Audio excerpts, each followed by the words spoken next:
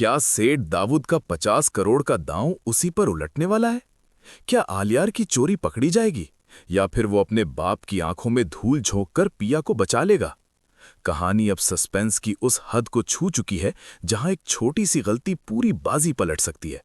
तैयार हो जाइए, क्योंकि अब जो होने वाला है वो किसी ने सोचा भी नहीं था। दोस्तों, ड्रामा अब अपने उरूज पर है। सेठ दाऊद अपनी ताकत के नशे में चूर है। उसे लगता है कि पैसे और पावर के जोर पर वो पिया और उसके खानदान को कुचल कर रख देगा। वो 50 करोड़ के कर्जे का झूठा केस बनाकर उन्हें दबाव में लाने की पूरी कोशिश कर रहा है, ताकि वो लोग घुटने टेकने पर मजबूर हो जाएं।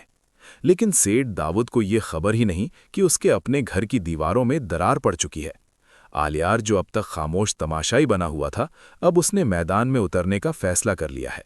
वो जान चुका है कि उसका बाप सिर्फ अना और जिद की वजह से एक मासूम लड़की की जिंदगी बर्बाद कर रहा है।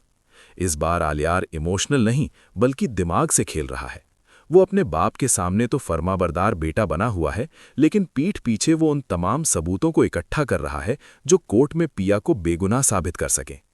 मेरा एनालिसिस कहता है कि आने वाली एपिसोड में हमें एक जबरदस्त ट्विस्ट देखने को मिलेगा। पिया, जो बिल्कुल मायूस हो चुकी थी और उसे लग रहा था कि अब कोई रास्ता नहीं बचा, उसे गैबी मदद मिलने वाली है। जब आलियार चुपके से वो क्रूशल फाइल्स पिया तक पहुंचाएगा तो कहानी का रुख ही बदल जाएगा। सेठ दाऊद का वकील जब कोर्ट में खड़ा होगा तो उसे लगेगा कि जीत पक्की है, लेकिन जब जवाब में आलियार के दिए गए सबूत सामने आएंगे तो सेठ दाऊद के पैरों तले जमीन निकल जाएगी। उसे समझ नहीं आएगा कि ये डॉक्यूमेंट्स बाहर कैसे गए। लेकिन सवाल यह है कि क्या आलियार ये सब चुप कर पाएगा? अगर सेठ दाऊद को जरा सा भी शक हो गया कि उसका अपना खून ही गद्दारी कर रहा है तो अंजाम बहुत भयानक हो सकता है। मगर फिलहाल आलियार ने पिया की मोहब्बत में सब कुछ दांव पर लगा दिया है।